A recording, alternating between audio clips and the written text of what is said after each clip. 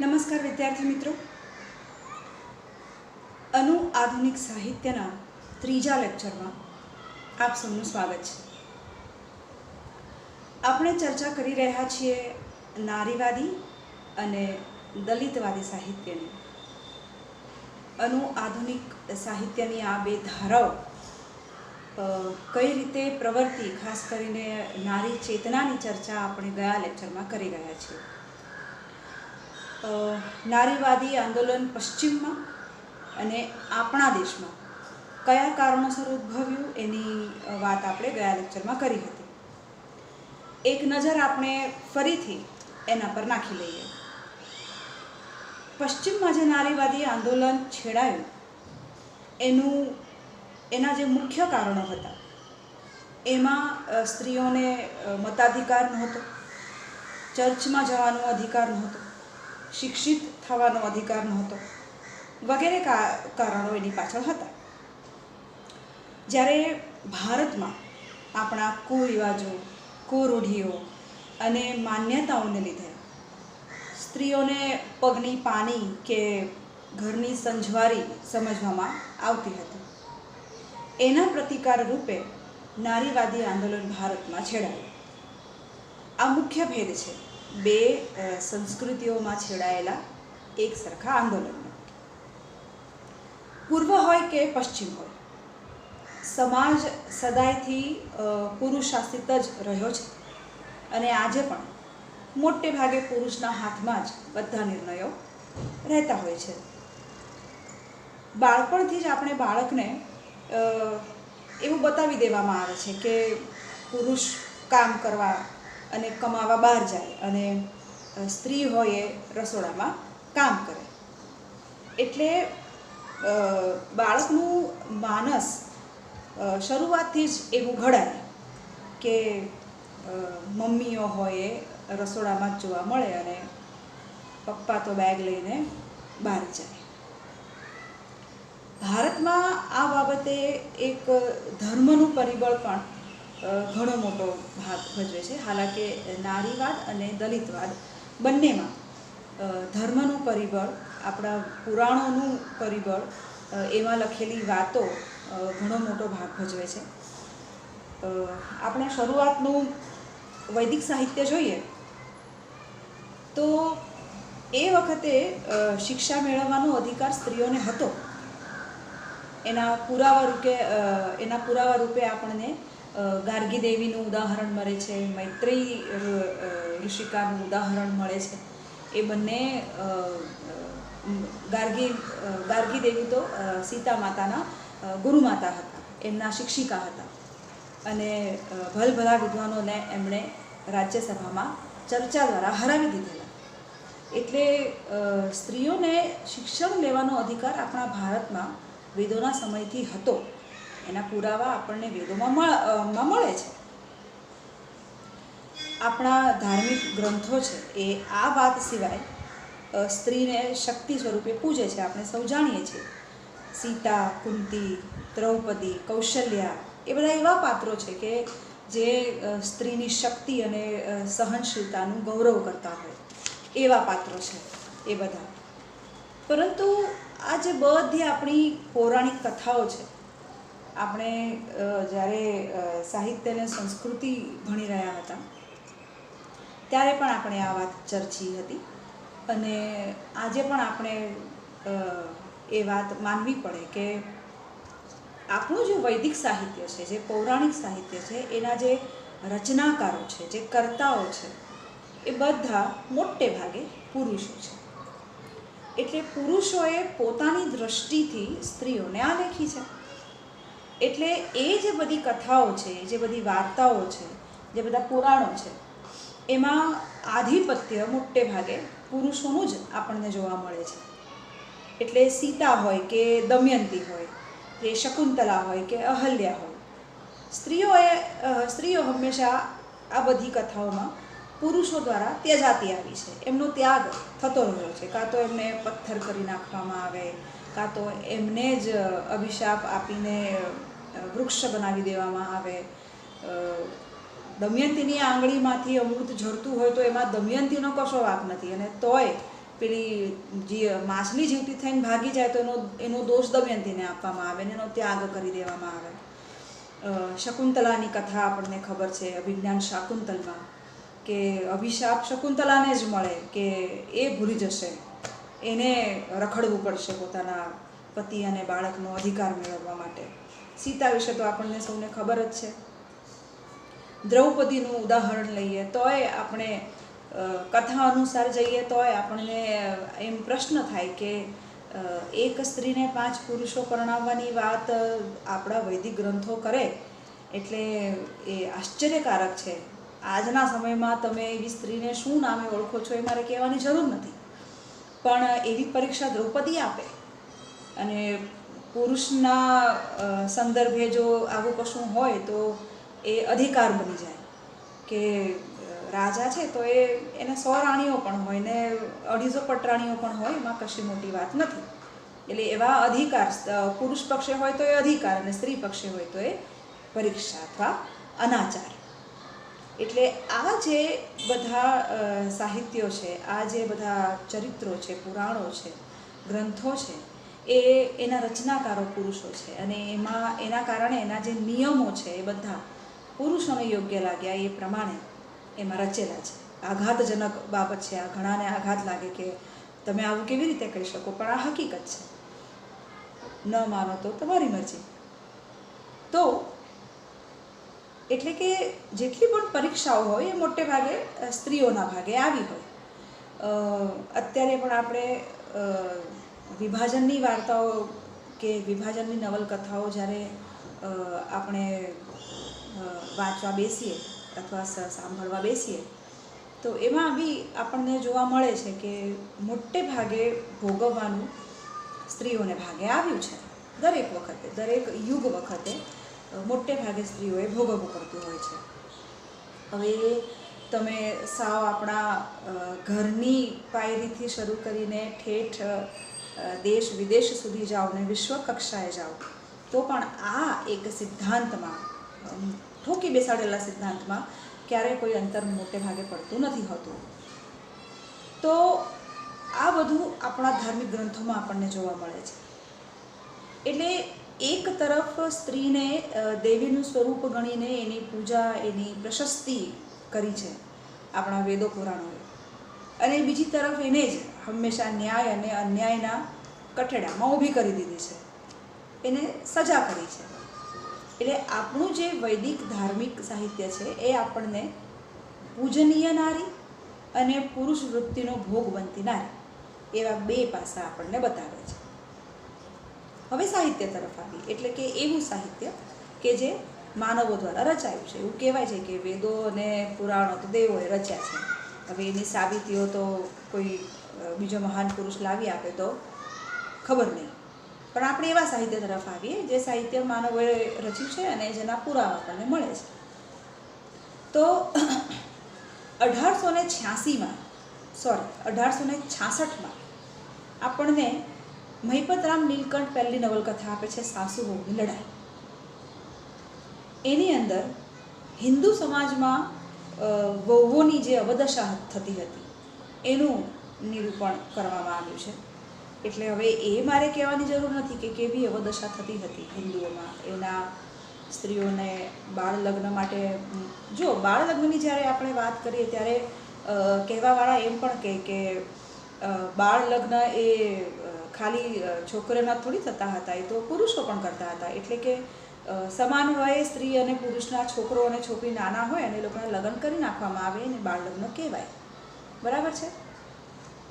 એટલે તમે એવું ના કહી શકો કે એ માત્ર સ્ત્રીને જ અન્યાય થતો હતો, એ તો પુરુષને પણ કરી લેવા પડતા હતા ને.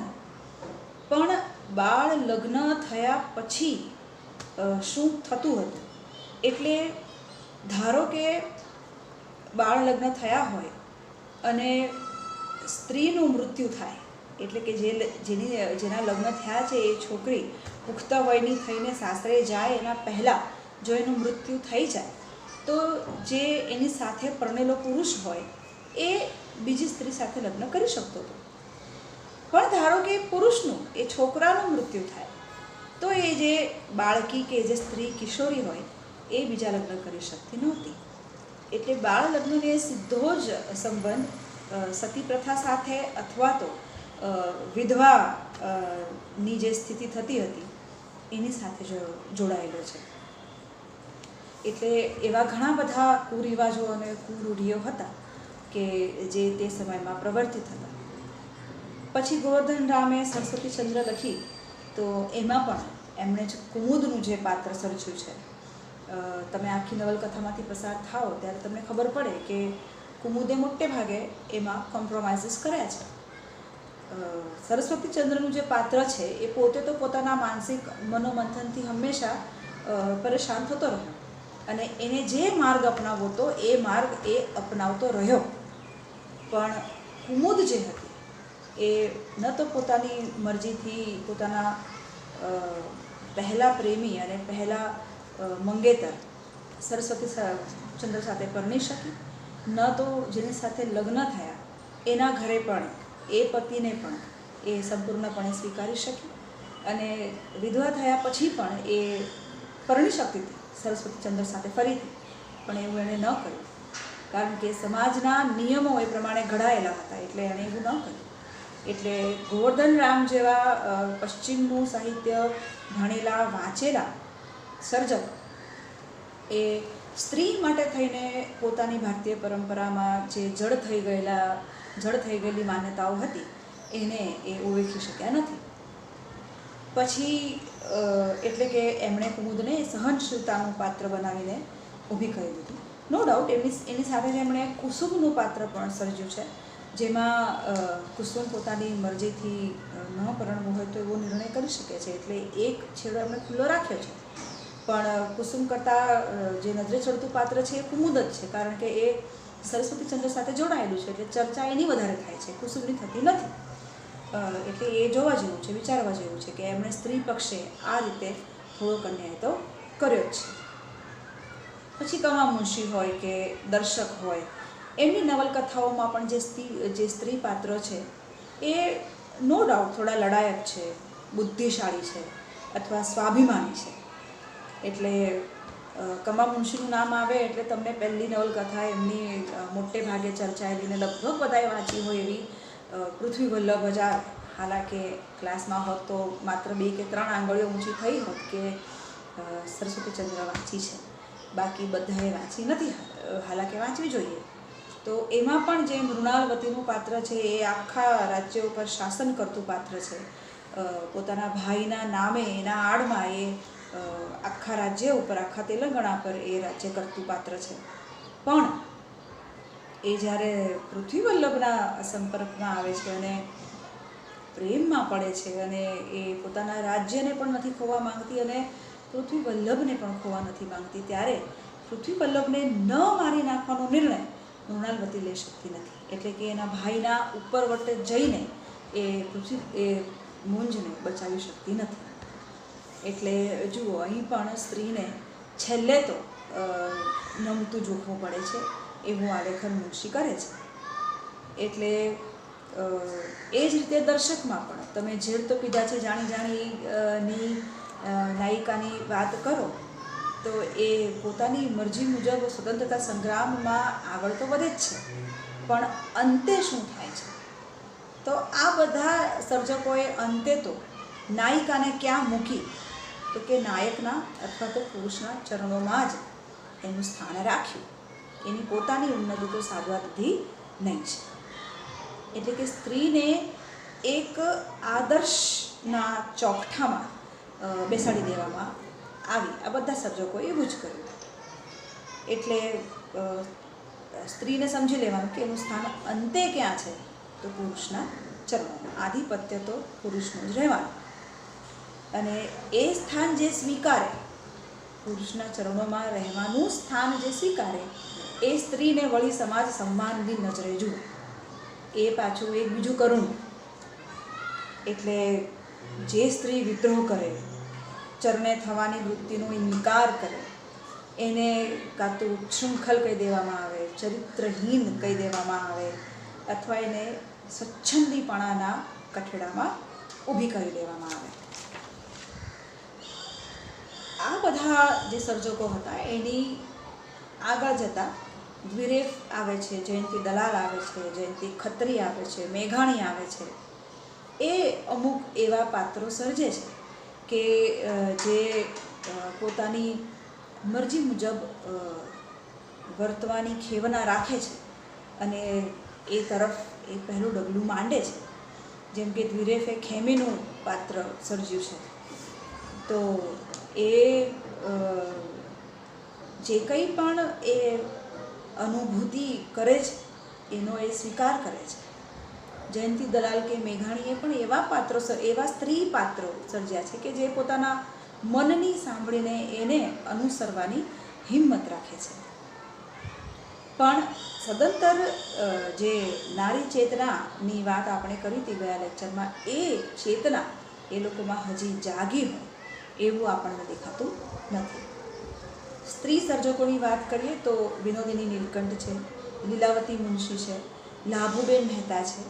એ બધા પોતાના જે સર્જનો છે એમાં સ્ત્રીઓને થતા અન્યાયની વાતો કરે છે, શોષણની વાતો કરે છે. પણ પરંપરાગત માન્યતાઓ છે કે ભાઈ સ્ત્રીનું સ્થાન તો ઘર હોય ને વર હોય અને એનું કુટુંબ હોય, એનાથી ઉપરવટ એ પણ ઉઠી શકતા નથી. કુંદનિકા કાપડિયા, વર્ષા અડાલજા પણ પોતાની નવલકથાઓમાં પુરુષ પ્રધાન સમાજે જે અંતિમો સર્જ્યા છે, જે નિયમો બનાવ્યા છે, એનો બહિષ્કાર કરવાની વાત કે સ્ત્રીના પોતાના નિયમો સર્જવાની વાત કરતા નથી. ઠેઠ 1984માં પહેલી વખત નારીની વ્યક્તિગત અસ્મિતાની વાત કરતી કુંદનિકા કાપડિયાની 7 પગલાં આકાશમાં નવલકથા આપણને મળે છે. અને એ કૃતિ જ્યારે પ્રકાશિત થાય છે એટલે 20મી સદીના ઉત્તરાર્ધમાં, ત્યાં સુધીમાં હજી નારી ચેતના એટલે શું કે નારીવાદ એટલે શું તે ભારતમાં આવી નથી ગયું. આપણે તો આધુનિકતાથી જૂજી રહ્યા છીએ એ સમયમાં. પણ એ સમયમાં નારીની પોતાની વ્યક્તિગત એક અસ્મિતા છે, એનું ગૌરવ છે, એવી વાત લઈને કુંદનિકા કાપડિયા આવે છે 7 પગલાં આકાશમાં લઈને. એટલે નારીવાદનો પવન હજી ભારતમાં ફૂંકાયો નહોતો. એ પ્રવાહ તો છેક હજી આધુનિક સમયગાળા પછી આવવાનો હતો. એ છતાં પણ 7 પગલાં આકાશમાંની જે નાયિકા છે એ સ્ત્રીના દૃષ્ટિબિંદુને સમાજ સામે મૂકે છે. એની નાયિકાનું નામ છે વસુધા. અને દરેક ભારતીય સ્ત્રીની એક ધારી જે સામાજિક જવાબદારીઓ છે એમાંથી મુક્ત થવાની એક છુપી ઈચ્છા પ્રગટ કરી આપે છે. એટલે કે સ્ત્રી પોતાના જીવનકાળ દરમિયાન ક્યારેય નિવૃત્ત નથી થતી હોતી, પણ ઈચ્છતી તો હોય છે કે એને જે જવાબદારી એ નિભાવતી રહી છે વર્ષોથી, પોતાના વરની, ઘરની, બાળકોની, સમાજની, એ બધામાંથી કોઈ એક તબક્કે તો મુક્ત થાય. પણ એ ક્યારેક કહી નથી શકતી, વ્યક્ત નથી કરી શકતી. એટલે એ જે બધા પ્રશ્નો પછી એની અંદર પડઘાય છે, એનો અવાજ 7 પગલાં આકાશમાંથી આપણને મળે છે.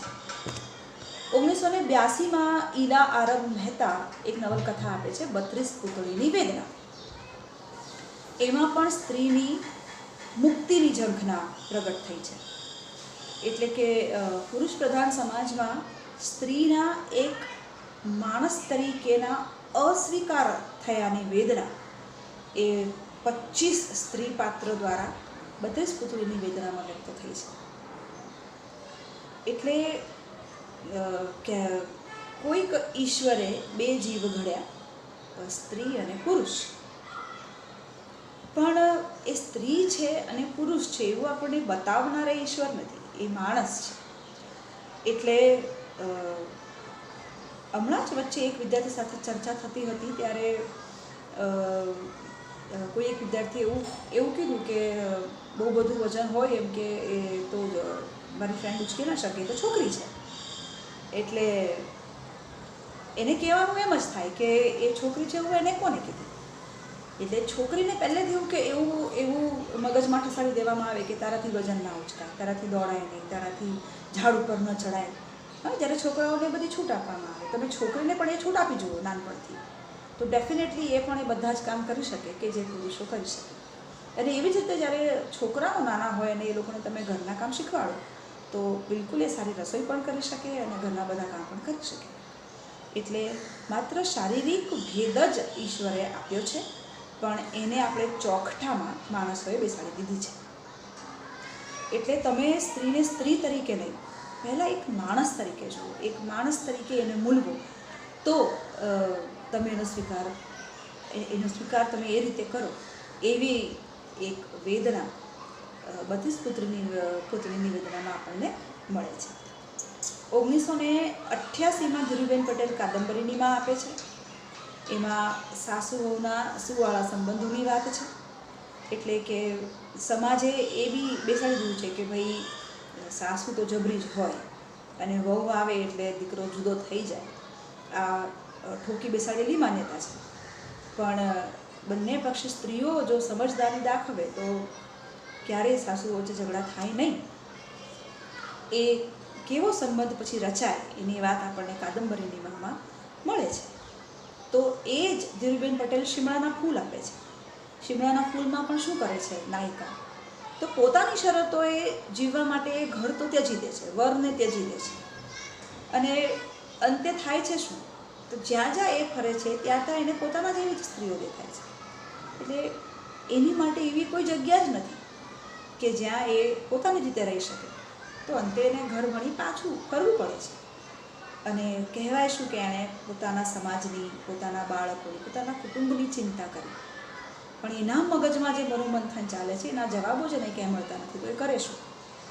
તો આવી એક સ્ત્રીના અવાજને કેટલો સમાજે દાબી દીધો છે તેની વાત લઈને શિમળાના ફૂલમાં ધીરુબેન પટેલ આવે છે.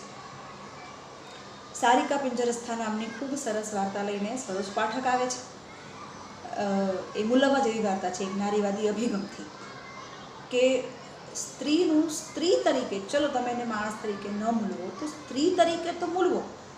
સ્ત્રી તરીકે પણ એનું મહત્ત્વ તો છે જ, પણ એના અસ્તિત્વનું મોટે ભાગે કશું જ મહત્ત્વ સમાજને આપતું નથી. એટલે એની માટે એટલા જડ નિયમો બનાવી દીધા છે કે એક દીકરી તરીકે એણે આ જ કરવું, એક પત્ની તરીકે એણે આ જ કરવું, એક મા તરીકે એણે આ જ કરવું. અને જો એ એવું નથી કરતી તો એને કેટલા બધા અપમાનોમાંથી પસાર થવું પડે છે. એટલે એક સ્ત્રી તરીકેનું અસ્તિત્વ પણ સારિકા પિંજરસ્થાની નાયિકાને દુભાય છે. પરિણામે એ જાણે જન્મથી લઈને મૃત્યુ સુધી એક પિંજરામાં જ બંધાયેલી રહે છે. એ અનુભૂતિ એને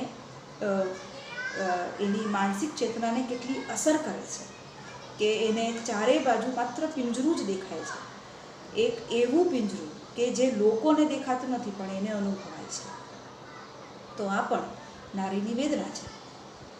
હિમાંશી શેલતની તો આપણે વાત કરીએ એટલી ઓછી છે.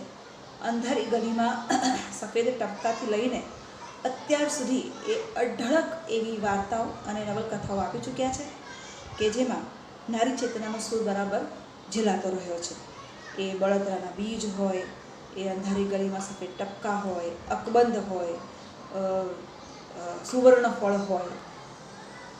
એટલે માત્ર સ્ત્રીનું સમાજ સામે જ નહીં, સ્ત્રીનું સ્ત્રી સામે, સ્ત્રીનું પુરુષ સામે, સ્ત્રીનું પોતાના મન સામે કેટલો વિદ્રોહ છે. એને કેટલું બધું એવું છે કે જે કોઈને દેખાતું નથી, કોઈને અનુભવાતું નથી, પણ એ છે ખરું.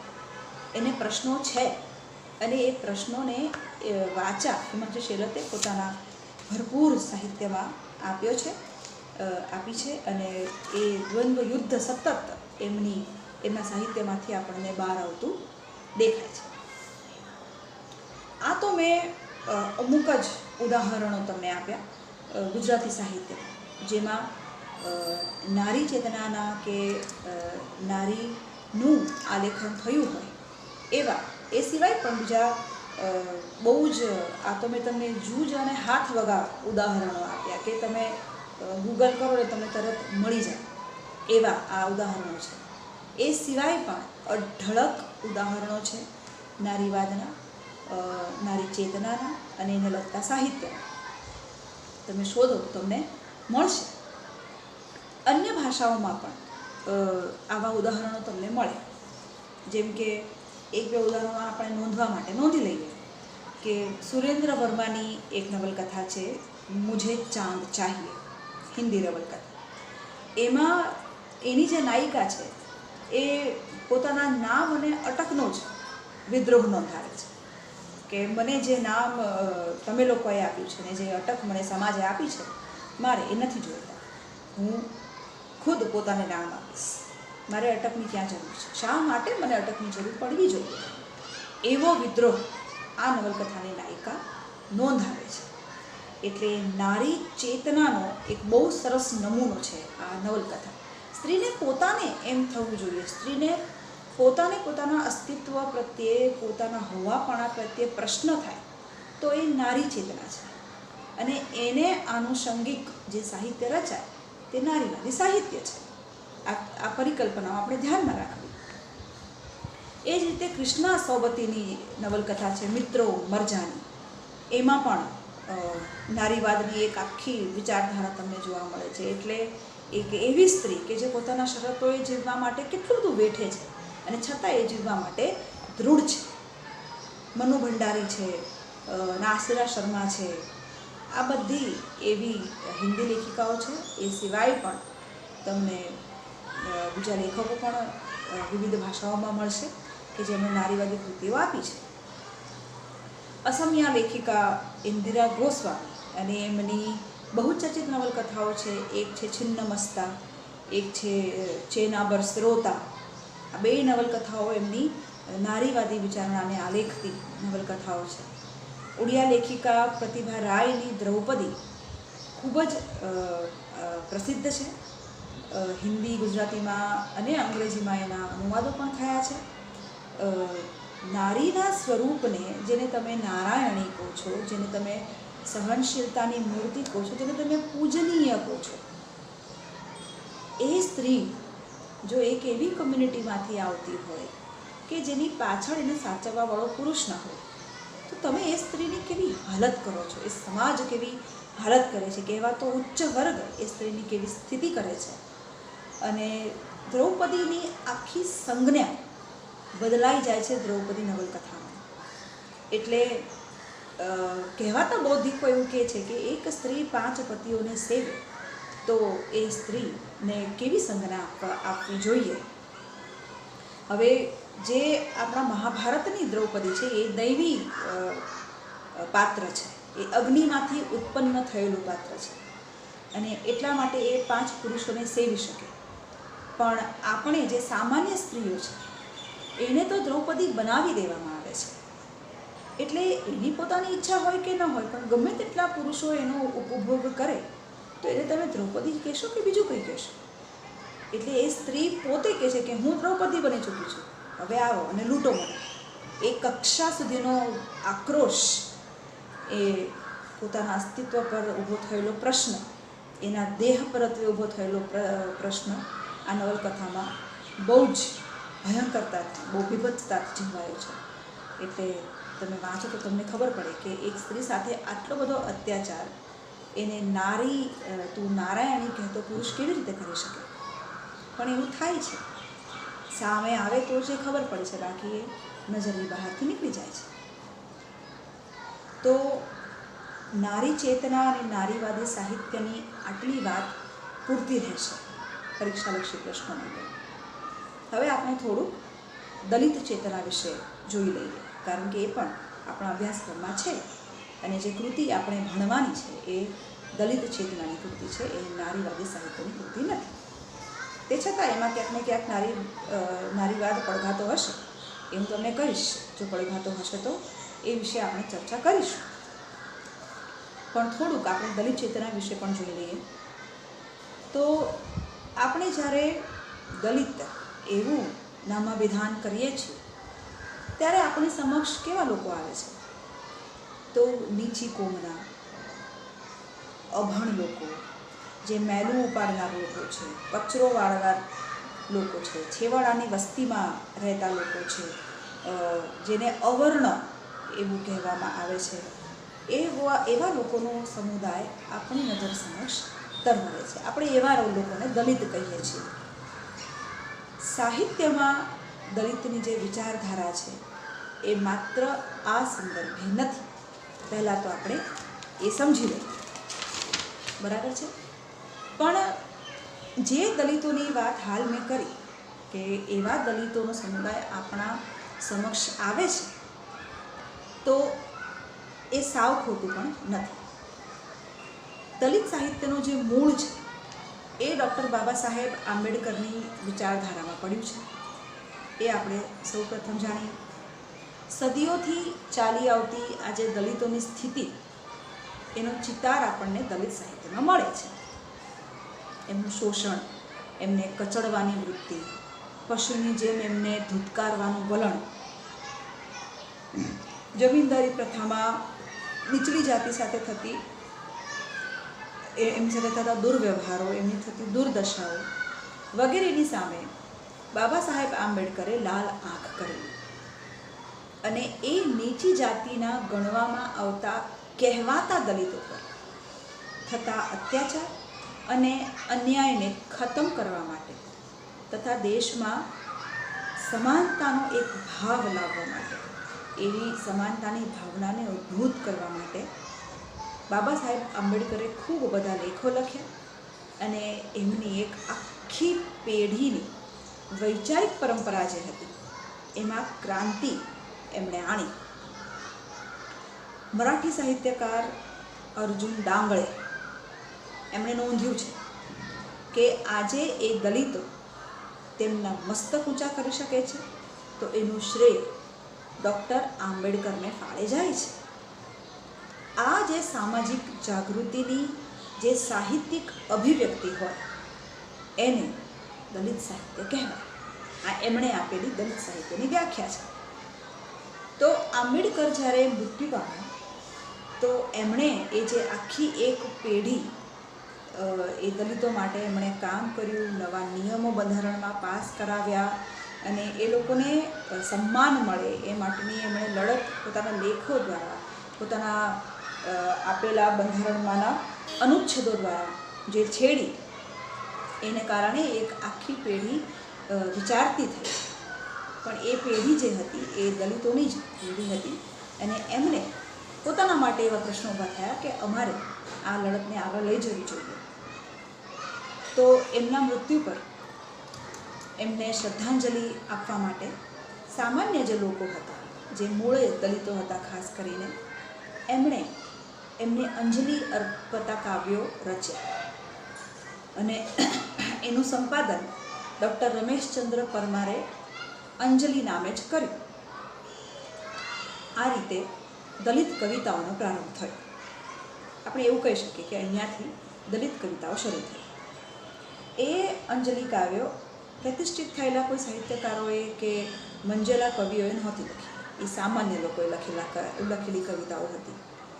એટલે સામાન્ય પ્રજાઓએ રચેલી કવિતાઓની અસર ધીમે ધીમે સાહિત્ય ઉપર પડી અને મરાઠીમાં પછી દલિતોની, એટલે કે નીચી અને અસ્પૃશ્ય ગણાતી કોમોના લોકોની વેદનાને, એ અસ્પૃશ્ય ગણાવાને લીધે જે અપમાન થતા એ લોકોના, જે લોકો પર અત્યાચાર થતો, એ આલેખતું સાહિત્ય રચાવા માંડ્યું અને પછી એની અસર ગુજરાતી સાહિત્ય પર પડી.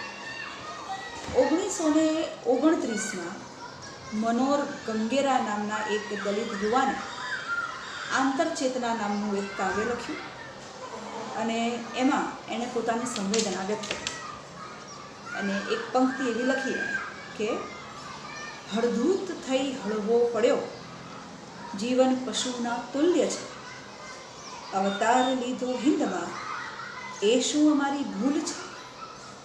જો આ જે કવિતા છે એ બે ધારી અસર કરે છે. એક તો હિન્દુ ધર્મમાં હું જન્મ્યો છું એ મારી ભૂલ ખરી, અને જો એ ભૂલ નથી તો કેમ પશુની જેમ અમારે હળધૂત થતું રહેવું પડે છે. આ હિન્દુ મુસલમાન વચ્ચેના જે અણબનાવો છે એને આપણે જેટલું મહત્ત્વ આપીએ છીએ એટલું મહત્ત્વ આ કચડાતી જાતિના લોકો પર આપણે આપતા નથી. આપણે સામાન્ય લોકો આજે આપતા નથી. આપણો જે હિન્દુ ધર્મ છે એ વર્ણ આશ્રિત ધર્મ છે. એમાં 4 વર્ણોમાં લોકોને વિભાજિત કરી દેવામાં આવ્યા છે. એને કારણે પણ મેં એમ આગળ કહ્યું એમ કે ધર્મ બહુ મોટો ભાગ ભજવે છે. જેમ નારી ચેતનામાં એમ દલિત ચેતનામાં પણ 4 વર્ણોમાં આપણા ધર્મગ્રંથોએ લોકોને વિભાજિત કરી દીધા હતા. અને એટલા માટે આપણું માનસ પછી એ જ રીતે ઘડાતું ગયું કે આપણે બ્રાહ્મણોને શ્રેષ્ઠ ગણવા અને શૂદ્રોને સૌથી ઓછું માન આપણે આપ્યું એવું આપણે જોઈએ છીએ. અને એ જ શૂદ્રોને અથવા એ જ જેને આપણે સાવ આપણા ધર્મગ્રંથોએ નીચલી કક્ષાના લોકો ગણી દીધા, એ લોકોને આંબેડકરે 5મું વર્ણ, પંચમું વર્ણ એવી સંજ્ઞાથી ઓળખાવ્યા.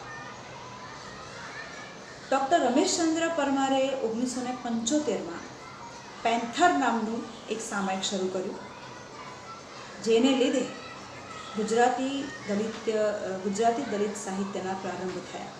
ત્યાંથી લોકો દલિતોના સાહિત્ય પ્રત્યે સભાન થયા.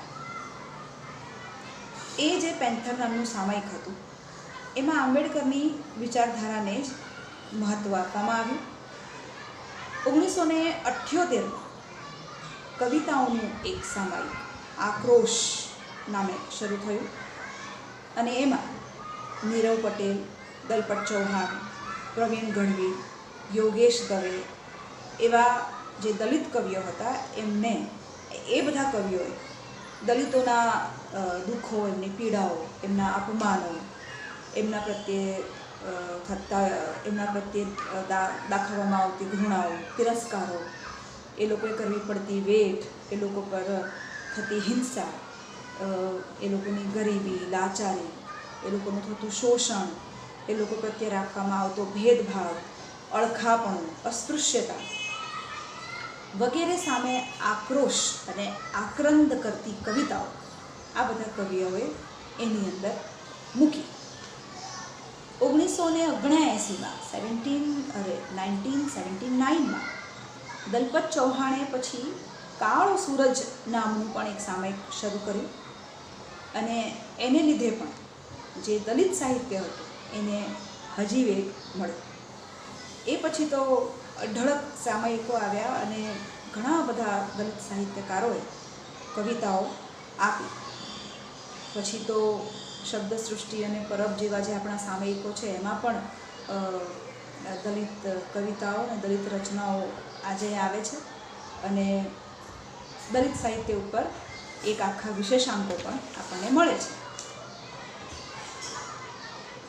આમ દલિત સાહિત્યનો પ્રારંભ થયો કવિતાથી, પછી પેન્થર સામાયિકને કારણે એને વેગ મળ્યો અને સામાયિકો દ્વારા જ પછી એ ઘણું બધું આગળ વિકસ્યું.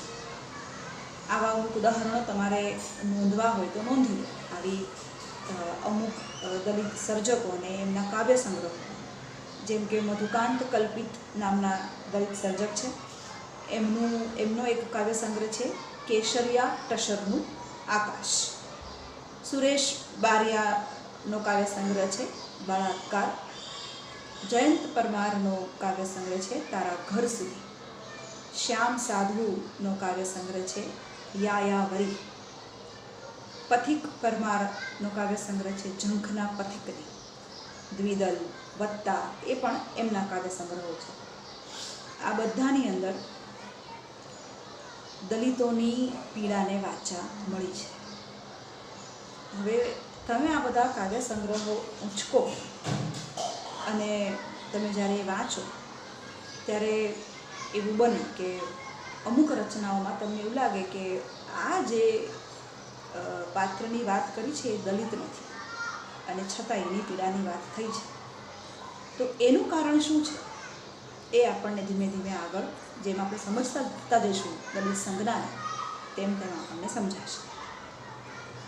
1981માં ગુજરાતમાં અનામત વિરોધી આંદોલન અને રમખાણો ફાટ્યા અને એ વખતે કહેવાતા ઉપલા વર્ગે દલિત લોકો તરફ જે સહાનુભૂતિ દાખવી હતી એ કેટલી ખોખલી હતી, કેટલી ખોટી હતી એમાં કેટલું ઢોંગીપણું હતું એ ખબર પડી. અને એને કારણે દલિતોનો જે આક્રોશ હતો એ વધારે ઉગ્ર બન્યો. ગણપત પરમાર અને મનીષી જાનીએ દલિત કવિતાનો પહેલો સંગ્રહ એ વખતે પ્રગટ કરેલો. પછી 84માં બાલકૃષ્ણ આનંદ અને ચંદુ મહેરિયા એ બે સર્જકોએ વિસ્ફોટ નામનો કાવ્ય સંગ્રહ પ્રગટ કર્યો અને એની અંદર 14 કવિઓએ મળીને કુલ 64 કવિતાઓ એ સંગ્રહમાં આપી. દલપત ચૌહાણ, હરીશ મંગલમ, નીરવ પટેલ, ભીન વણકર, સાહિલ પરમાર, આ બધા એવા કવિઓ અને સર્જકોના નામ છે કે જે લોકોએ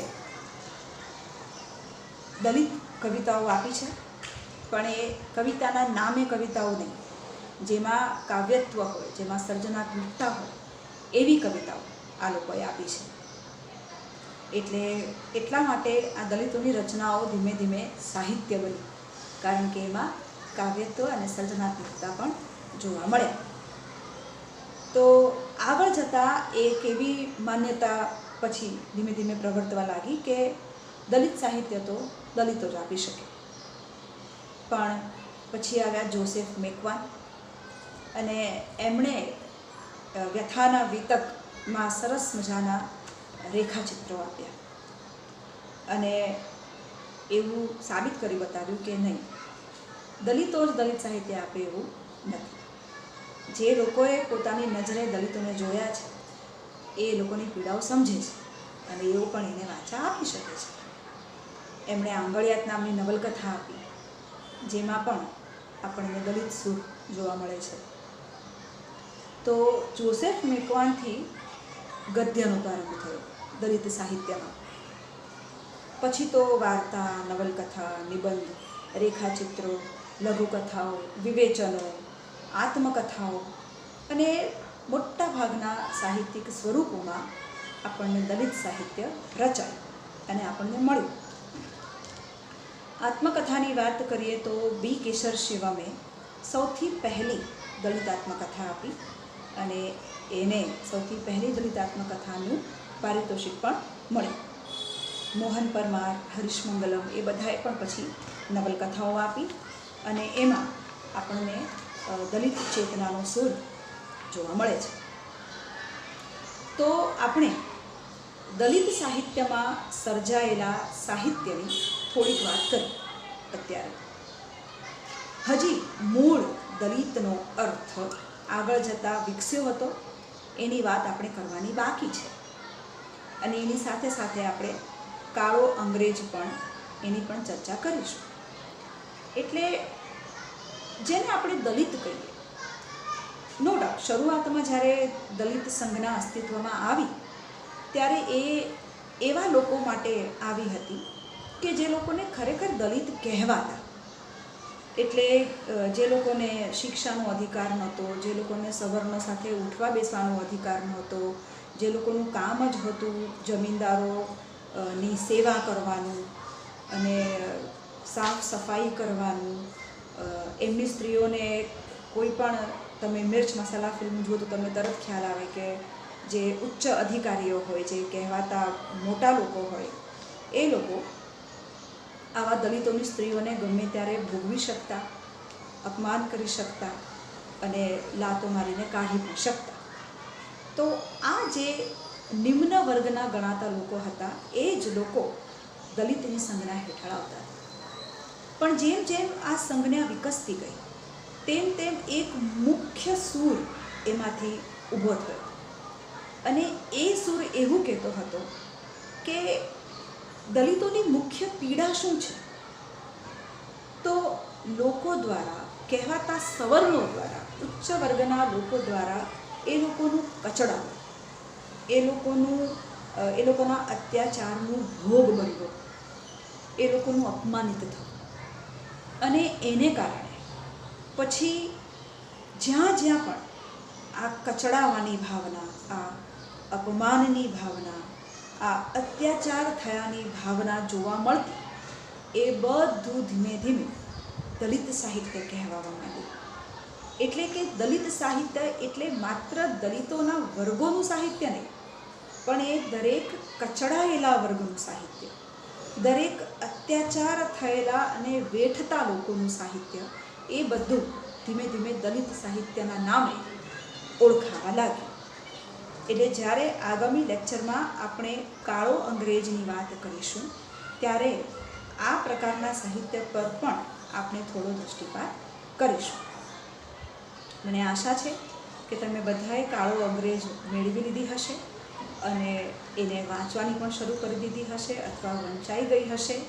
જો વંચાઈ ગઈ હોય તો હું જ્યારે તમને એ કરાવીશ ત્યારે આપણે સાથે સમજી શકીશું. ક્લાસમાં હોત તો આપણે સામ સામે બહુ સરસ એની ચર્ચા કરી શક્યા હોત, પણ એ શક્ય નથી તો કશો વાંધો નહીં. જેટલું હું તમને કરાવી શકીશ અથવા મારી મતિ મુજબ હું તમને કાળો અંગ્રેજમાં દલિત ચેતના ક્યાં છે તે સમજાવવાનો પ્રયત્ન કરીશ. જો એમાં કોઈ એકાદ પાત્ર એવું હશે કે જે નારી ચેતનાનું ભોગ બનતું હશે તો એના વિશે પણ હું તમને વાત કરીશ. હાલાકી એક પાત્ર તો આપણને પહેલાં બીજા પ્રકરણથી જ મળી જાય છે. રેવા ભાભીનું પાત્ર કે જે ખૂબ નાની ઉંમરે વિધવા થયા છે અને એમને બીજા લગ્ન કર્યા નથી, પણ એ નારી ચેતના તરીકે આપણે એટલા માટે નથી લઈ શકતા કારણ કે રેવા કાકીને પોતાને એ વિધવા હોવાને કારણે વેઠવી પડતી પરિસ્થિતિઓથી સભાન નથી, એટલે એવો કોઈ અવાજ એ ઉઠાવતા નથી અને તેથી એ નારીવાદનું ઉદાહરણ બનતું નથી. પણ તમે એમાં જે મુખ્ય પાત્ર છે ભગતનું, એ દલિત હોવાને કારણે અથવા એ જે આખો સમાજ છે એમાં સૌથી તો એની પત્ની અંબા કે જેને એનો પિતા કહી દે છે કે કાલે ઉઠીને તું ભગત જોડે પરણીને દુઃખી થઈશ તો તારે પાછું આવવું નહીં, અમે તને નહીં સાંખીએ. અને એના કારણે અંબા બધું જ બેઠે છે, પ્રેમ નામના તત્વને કારણે જ સહી, પણ એનો પિતા એને ફરીથી ક્યારેય સ્વીકારતો નથી અને અંબા પોતાના અસ્તિત્વને ધ્યાનમાં લઈને ક્યારેય પોતાના પિતા પાસે પોતાના રોગના રોવા જતી નથી. તો ઝીણી ઝીણી બાબતો હોય કે જેમાંથી આપણને નારી ચેતના કે દલિત ચેતના પરખાતી હોય અને એ જ આપણી કસોટી હોય. એટલે તમે આંગળી મૂકીને ન બતાવી શકો કે અહીં આપણને દલિત ચેતના મળી. એ નાની નાની ઘટનાઓ હોય, એ નાની નાની બાબતો હોય કે જેને એ આગળ જતાં એ એક જુવાળમાં પરિણમતી હોય.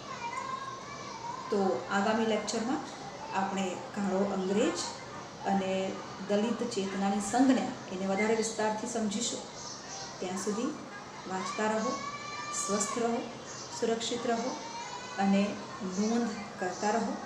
ખૂબ બધા અસાઇનમેન્ટ્સ અને ટર્મ પેપર્સ તમારે બધા બનાવવાના છે, તો મને શક્ય એટલી મદદ માટે કહેજો.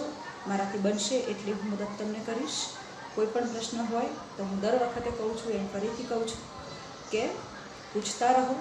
પ્રશ્નો નહીં કરો તો પ્રશ્નોના જવાબો નહીં મળે, સમજ નહીં વિકસે. એની સાથે પાછું એ ખરું કે જેને પ્રશ્નો નથી થતા એ સૌથી સુખી છે. એને બસ ક્યાંકથી લઈને લખી લેવાનું છે. ખેર, આપ સૌને શુભ સ્વાસ્થ્યની શુભકામના સાથે મળીએ આગામી લેક્ચર.